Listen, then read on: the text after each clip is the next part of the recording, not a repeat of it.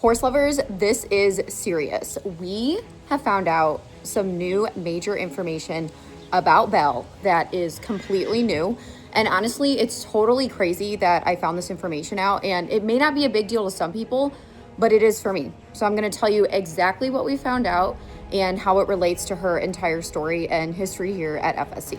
Now, it's extremely windy out. We are going to go visit her today. I was just going to talk and tell you with her right next to me, but I think it'll be really hard to hear with the wind, so that's a bit of a bummer.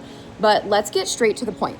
So a little bit of history on Belle. I purchased her from an auction in Ohio about 2.5 years ago, roughly. If you don't know the story, we found out shortly after purchasing her that she was pregnant, and it was a total surprise. And the crazy part was I had never had a foal before, so it was a completely new experience. And if you've been following the channel for a couple years now, you know that her foal, Esmeralda, is going to turn 2 years old this June, okay? So that's pretty much the background story. Long story short, we found out that Belle was diagnosed with equine shivers. She wasn't showing any signs when I purchased her from the auction or anything like that. And then we started noticing these signs like as time went on. With everything combined, like I worked with her a little bit, started training her, did some groundwork, got on her a couple times, and I just had a very uneasy feeling. And then incorporating her shivers and knowing that she most likely didn't have consistency and training throughout her life, I basically made a decision with all those factors combined. And once again, we've talked about a lot of this, but I'm just trying to give you a brief overview. I decided that a riding horse probably wasn't the best job for her. And I made the decision that she'd be best as a pasture princess. And we pretty much just say that as a joke, but it's true. She's an absolutely gorgeous horse, and essentially she's retired from basically nothing. You know what I'm saying? She was a brood mare from what we were told and what we understand. We really don't know anything about her history. The note that came with her at the sale said she had been ridden and driven and that she was a broodmare. That's literally all we got. And I did actually write a letter to the person who took her to that sale I purchased her at in Ohio, and I never got a response, okay? So we don't really know 100% what's true. But like I said, when I tried to ride her, AKA I just mounted her and walked off a couple times, the second time I did that, she like completely bolted and she was extremely uncomfortable. And again, I've worked with a lot of horses. I've started horses. I've worked with project and problem horses. And the feeling and intuition I got was just, it was yucky. It wasn't good. And like nothing on Belle, I just didn't feel safe, and I didn't feel like it made sense to try to make her a riding horse, right? And then after that diagnosis, I just knew 100% concretely that that's exactly what I was going to do. Well, long story short, because of the weaning, it was stressful for her, and the equine shivers. And then we had my horse Lumiere here who had stud tendencies. All of those factors, we decided to move Belle 5 minutes away down the road to my friend's house where she's boarded. I think she's been there for just about a year now, and she's so happy, doing well. Her shivers has progressed like over the last year, but right now it seems pretty balanced. Like she's not having major issues. She can't pick up one of her back hooves, but we do chisel that, the farrier does. So everything's managed, and we've tried everything under the sun. Like I don't want to get into, oh, try this for shivers, try that if you're new. I'm literally just making this video to tell you the new information that I was told, so you have all of the updates when it comes to Belle. So if you know me, I really think a lot about my horses and what their next step is, if they're gonna stay here forever, if they're gonna move forward, you know, what do they wanna do in terms of riding or not riding, like what is the best fit for that horse, like all encompassing, all around, for them, for me, for the entire herd, everything. Not that I question myself, but of course, like it really stinks that Belle doesn't have a job, and not that, oh, horses are useless if they don't have a job, you know, blah, blah, blah. But I really do think it's helpful. I mean, her job is to basically show love and to be a companion to other horses. And, you know, it is so fun to just go visit her and just pet her and feed her treats. Like, no joke. I literally love that. And Belle will stay with me for life, okay? She will be under my care and ownership until the day she dies. So she'll either be with me or in the ground. There's literally no other options. And with that being said, you know, a lot of people have said, well, would you breed her again? And I don't breed horses. There's so many horses in the world. I'm not saying I'm against it, but it's just not what I do. And I just don't feel comfortable breeding her. And honestly, I think if you're going to breed horses, they need to be absolutely exceptional. Not that Belle isn't, she is magnificent, but I'm talking training, under saddle, temperament, conformation, pedigree, everything. Okay. And this is not saying this to be rude, but Belle has proven nothing when it comes to riding and training. And I love crossbred, so I'm not against breeding those either, because obviously I purchased them. But you know what I'm saying? Like, I think if you're gonna breed, it needs to be exceptional. And that is just not what I do. And also, I don't wanna put Belle through that again, just because I think she was such a good mom, amazing. But I also think it's stressful. And, you know, they can't really consent to that per se. Like, I know they can, but like, they're animals at the end of the day. And I'm just not going to do that to her. Okay. So that's just what I decided for her personally. But the way that relates is, you know, I'm always like, oh, well, maybe I should try. Like, maybe I should try to train her and ride her or to do all this again. And then I always go back to no. You made your decision because of your intuition and all of the facts that, you know, did present themselves and what you know about her. You know how sometimes you just think about things, especially when it comes to your animals? Like, if you truly love your animals, you're kind of always questioning things, even though you know what's right. And you know, when you have those moments that just solidify like what you've already decided, even if it's a long time afterwards. Okay, well, I had one of those moments and it was really crazy. So when I was at the horse auction the other day, somebody I know and somebody who does buy a lot of horses and everything, so they're, you know, around, they recognize a lot of the horses and people and like the stories and situations, which is really cool. They came up to me and they're like, hey, we used to own the gray mare that you have. And I was like, oh, I was just automatically thought of Beauty. I was like, oh, Beauty? No, the really big, beautiful one that had the foal. I was like, oh my gosh, Belle? And then I like realized what he said and I was like, oh my gosh, I need to get more information. Like, I started freaking out. And he was like, yeah. First he was like, I had no idea that she was in foal. I was like, honestly, none of us did. Like, she didn't even look pregnant. I just did it on a whim and because they said she was a broodmare and I wanted to like be safe versus sorry. And he's like, yeah, I actually purchased her in Missouri. And I was like, what? And I was like, was she being ridden? Was she at a sale? He was like, yeah, she was at a sale, but she wasn't being ridden through the sale. I was like, oh, that makes sense. And then I was like, well, what happened? Like, what did you do? He's like, I took her down south and we tried to ride her and it did not go well. And I was like, what do you mean? He's like, we tried to ride her in the round pen. She had no business being a riding horse. Like, she didn't want to do it. She kind of like took off and she was a little bit of a bully under saddle. And she didn't want to be a riding horse. And I was like, are you kidding me? And he was like, she worked well, like driving with another horse, but that was pretty much it. And when he told me that, I literally looked at him and I said, thank you so much. Because honestly, I tried to work with her and ride her. And obviously, like, she had just had the baby, so I wasn't trying super hard or anything, but just my intuition after those few sessions just said, something's not right. Something's not right. And now we know she has a neuromuscular neuroskeletal disease. Okay. She has shivers and who knows what she's been through, plus all the hormones and everything, which those have worn down. But we understand some of the reasons why she may be acting that way. And I just had a feeling like something's wrong with her. Like, not like, oh, she's like a screwball. Like, no, something's like actually like physically wrong with her. And we figured that out, which is crazy. But I said, thank you, because that just validates exactly what I felt about her too. And knowing these guys, like, they'll ride anything and they can ride like really crazy horses and they get some really good ones too.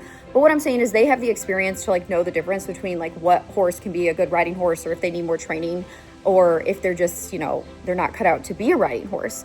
So hearing that from somebody of that caliber just sat really well with me. And honestly, it just gave me complete confirmation and validity. And just knowing that it was just crazy to me, and just out of nowhere, it was just such a random like occurrence, and to find that out. But basically he said, yeah, we sold her to a gentleman, and then he's like, I think we sold her, I don't know, like 8, 7, 9 something months before you purchased her, we sold her to a gentleman, and then we saw that you bought her at Mount Hope. And the crazy part is, like, the sales she's been to, she hasn't been ridden through them, so there's a reason. Okay, also another learning experience. If I buy a horse that's not ridden under saddle, I have no idea what I am getting until I bring it home. And that's the truth with anything. But my whole point in saying that is, if you're looking for like a riding horse or something, you know, somewhat specific at a sale, you gotta see them ride. Okay, so I won't be doing that again unless I'm looking for a total project and I'm willing to take the risk. And Belle was worth it. I mean, obviously she's beautiful in herself, and she blessed me with the most gorgeous gift. I mean, Esmeralda, it's just crazy. So I really wanted to share this information with you, even though it's something so simple. It's also like really important to me. And I just think that we're doing the best thing for Belle by just keeping her happy, you know, keeping her under my ownership and just giving her everything she needs in the capacity of what she can do and, you know, how she can be a part of our family.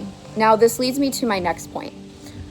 I am not going to say I rescued Belle. You know that I say I am not a rescue. Like, I will say that I've had rescue type horses in the past, and I will get them in the future eventually again. I get project horses, I get unstarted horses, I've purchased horses who have a lot of issues, so on and so forth, okay? But I want to use Belle as an example. Horses like Belle that do not have proper training. Now, we know that she has a physical condition as well, but even that, horses in Belle's situation, those are the type of horses that go from auction to auction. And we're not just talking going from auction to auction in order to be flipped and make more money, because that's a thing too. We're talking going from like a higher end auction and the scale just keeps moving down because that horse isn't suitable, okay? This is not what my belief is. This is just in general.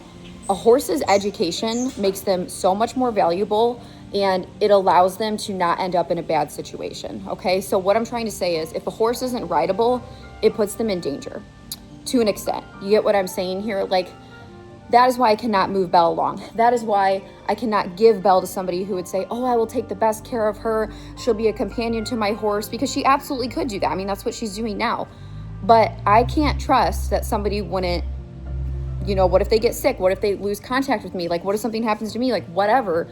I cannot sell her because I don't think it's safe.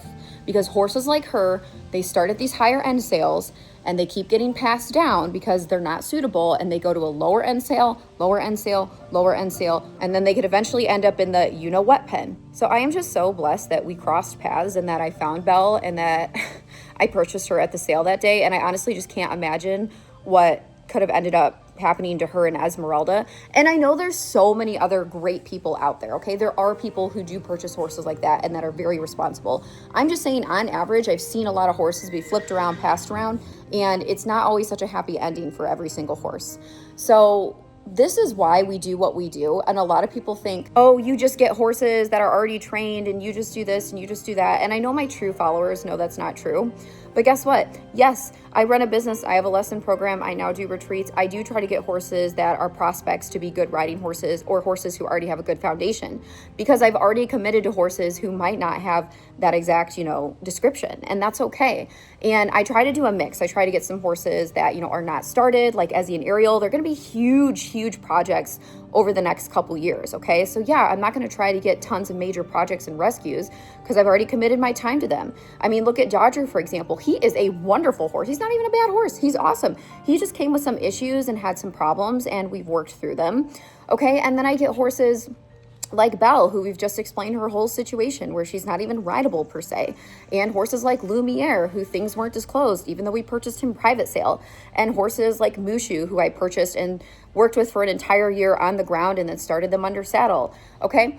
And then I get horses like Tiana and Beauty, who are just absolutely fabulous and, you know, basically ready to go, but they need more exposure and training. So you're really gonna wanna stay tuned over the next couple of weeks, actually like the next month, because it's about to get wild here. There are huge changes coming to Free Spirit Equestrian. And I will say right off the bat, no, we did not find a property. I mean, that would be cool, but that is not what happened. So yeah, horse lovers, I just want to say thank you so much for following along on Belle's journey. What's amazing is we basically have a gorgeous extension of Belle, aka Esmeralda's enchantment, that you get to see completely grow up and just live her life. And I'm really excited to experience all of that with you and show you that journey. There's Belle's baby. And then her bestie. Hi, gorgeous. I'm gonna go see your mama. And yes, they're gonna be reunited eventually. Oh, you're sassy like her. Mushy. It rained so freaking much. I had Mushu. Yeah, I had to put them in the paddock for today, but they're gonna go back out in the field tomorrow. It just needs to dry. Anyways, that's her baby. She's sassy and beautiful and gorgeous. She was a buckskin, and now she's going gray like her mama. Sorry about the mud, it's horrendous. But yeah, she has more feather, and I think they look similar, but also totally different. So that's cool. Okay, I'm at the local feed store. We're gonna pick up a bag of grain for Miss Belle and go say hi to her. I can't wait to visit her. Okay, Belle's grain is replenished. We're all set there. All right, let's go say hi to the pasture princess queen. Hello, my gorgeous pasture puff. I love you.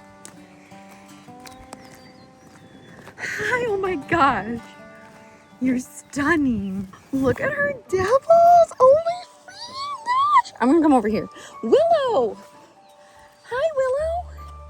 Yeah, look, she just had a shivers thing. Oh, good girl. Like, she just moved her back leg. I missed it. And she just had a little shivers moment. Hi.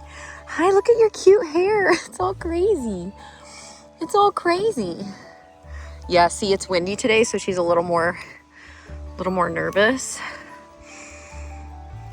Okay, we got some of her braids out. Well, I think we got all of them, actually. Hi, Doc. Hello, Doc. Be nice, Belle. I'm right here.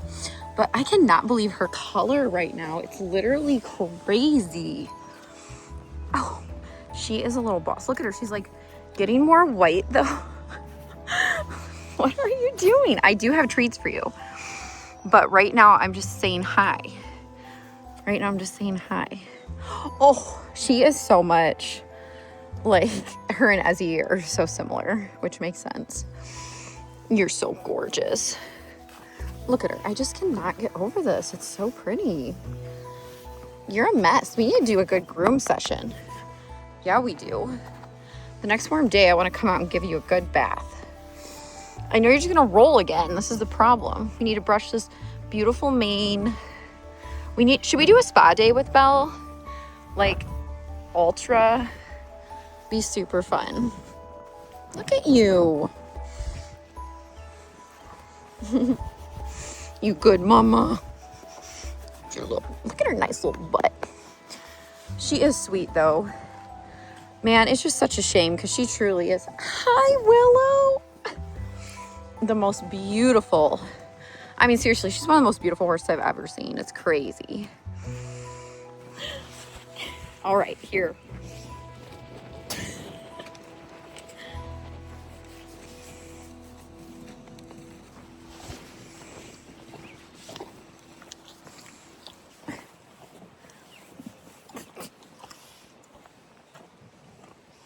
I just love my girl. I want to see. Can you bow for me? Come on. Good girl. Come this way. Come this way. Good girl. Oh, you stole it out of my hand. You're going the wrong way, Goofy. Good job. Come on. Come on. Good girl. Good girl. A little more. A little more. Come on. Come on. Good girl. There you go. Nice job. Good job, Belle. Good girl. Oh, goodness gracious.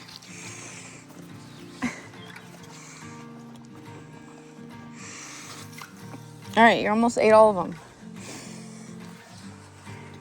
Hurry before she sees. Hurry. Hurry. Belle. Be nice. You gotta share. No, see? You gotta share.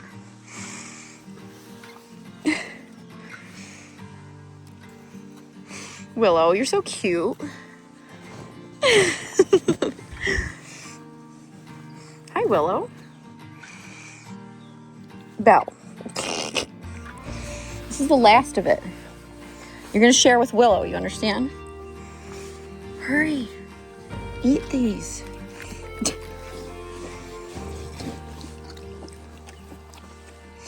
Good girl. Belle. Oh, that's not nice. Why are you like that? Why are you like this? Some massage. What do you think? Yeah, so a lot of people ask, you know, when am I going to bring her home? And I don't know. I'll just do it when the time's right. I would like to wait until we get a new property. That would just be better, just like our setup and everything. But while she's happy here and allowed to be here, and while we're at our current farm, she's just going to stay here. The day Belle and Esmeralda are reunited is going to be amazing. Watch, I bet they'll be like super sassy to each other. And that would just be hilarious. Like, oh, this magical moment. And then turns out like literally they're just crazy mares. She's so pretty. You're just a gorgeous girl. You're just a gorgeous girl. You're just a pretty mama. You're just a pretty mama. Yeah, look at that spot. We got it. She loves that. Oh, yeah. You love that, huh? Be nice.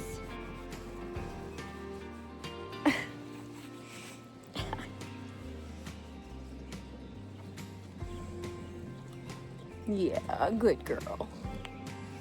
You're an angel. That's the thing. She loves attention. She's very sweet. She can be a little, I wouldn't say like unpredictable, but just a little skittish on the ground. And she's huge, so you got to be conscientious. And truly, I think that's just because her shivers, like her body just can't regulate and function normally. So any like outside environmental factors are very stressful for her, which is another reason why I think this current environment is good for her. Like once we get a new farm, I think the setup could be a lot different. That'll be a lot more quiet. Not that my farm isn't quiet. I mean, honestly, it's a very peaceful farm, but just we don't have tons of room, and I just feel like she can be in a smaller herd setting here. Oh, you gonna give me massages now? Thank you, girl. Thank you for that. Very nice. Very, oh, thank you. That's like on me. It's actually really cold for May in Michigan right now. Hi, Belle. What are you doing? Don't bite my hair. It's not hay. It's not hay. But yeah, once again, I'm just so happy that you guys could see this entire journey, even though Belle didn't necessarily, you know, unfold like her journey the way we thought it was going to. She's still amazing, and honestly, she serves like educational purposes too. Like I didn't even know what equine shivers was before I got her, to be honest with you. Like I'm learning something new every day. Like I feel like sometimes I don't know anything. You know what I'm saying? There's just so much to learn. Like horses are extremely complex. So she has taught myself and I think other people a lot.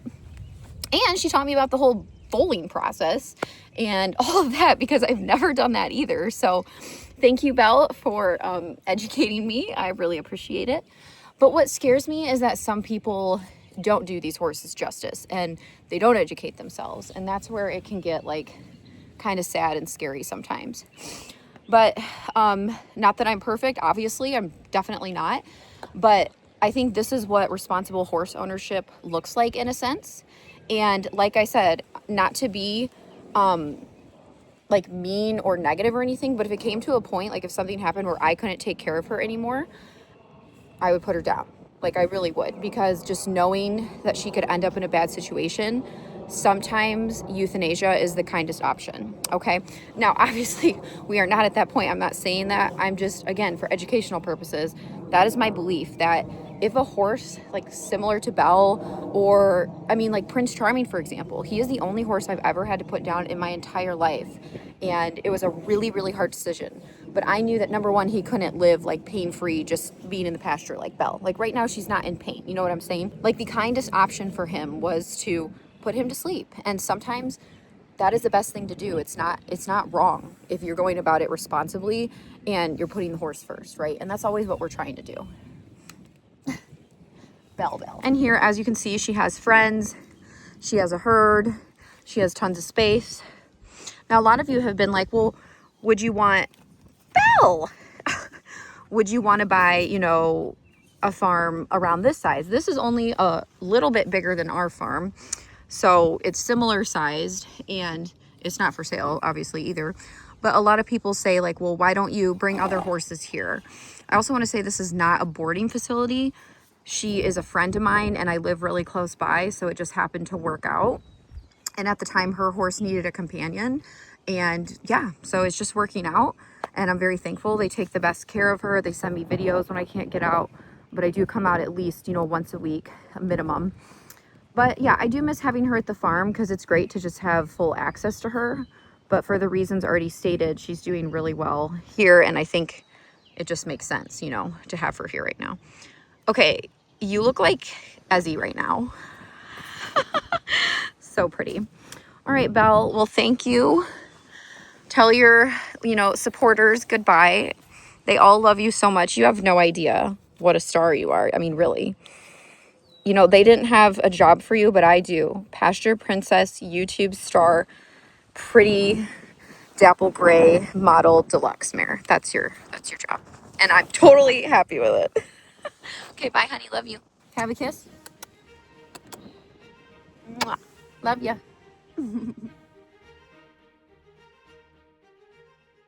I just think it's really important if you're going to have multiple horses and, you know, you're looking for something specific or you want to buy from a sale, to just really pay attention and know what you can and cannot take on, and just understand, like, Belle is going to be a huge commitment. Okay, I'm hoping that she lives a very long time with her shivers, but there's also a chance that it could continue progressing and that she could degress and, you know, issues start to happen. But I'm hoping she's going to live a long, healthy life.